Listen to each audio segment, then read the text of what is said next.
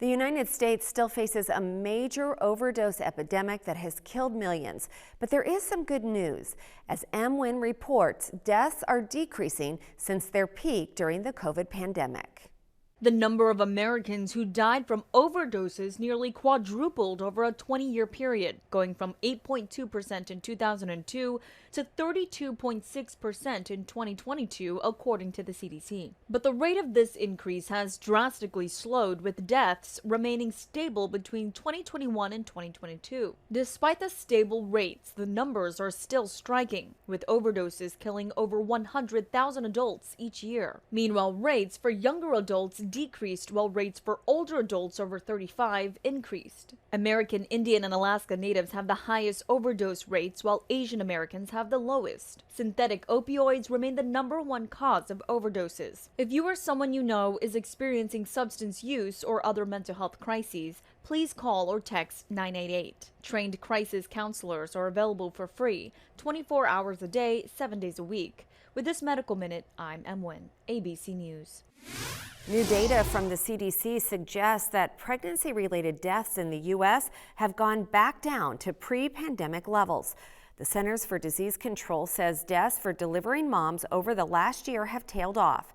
In 2021, a little over 1,200 women died during pregnancy or shortly after childbirth. CDC data shows that in 2023, only about 680 women died from pregnancy-related issues. Experts say the reason for the decline could be due to the subsiding of COVID-19. Meanwhile, one new survey indicates Americans are experiencing higher rates of anxiety this year. Conducted by the American Psychiatric Association, a survey of 2,000 adults found that 43% of respondents reported feeling more anxious this year compared to last.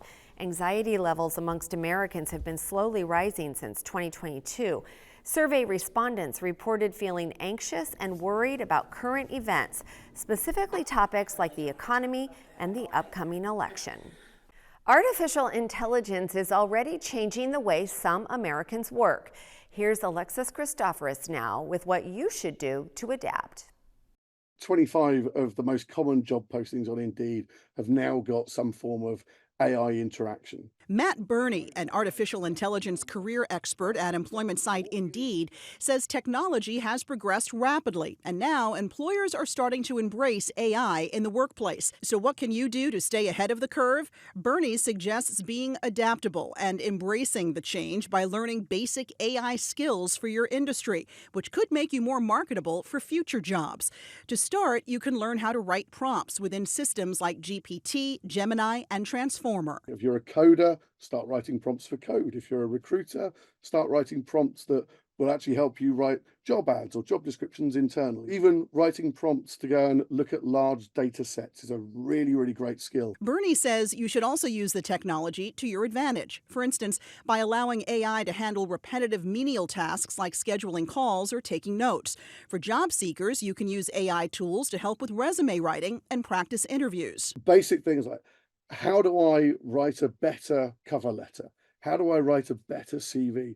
How do I understand what employers want? But Burney warns not to copy and paste from AI tools. Don't take the answer from the AI tool because it's prone to failure. You can't rely on the machine to do everything for you.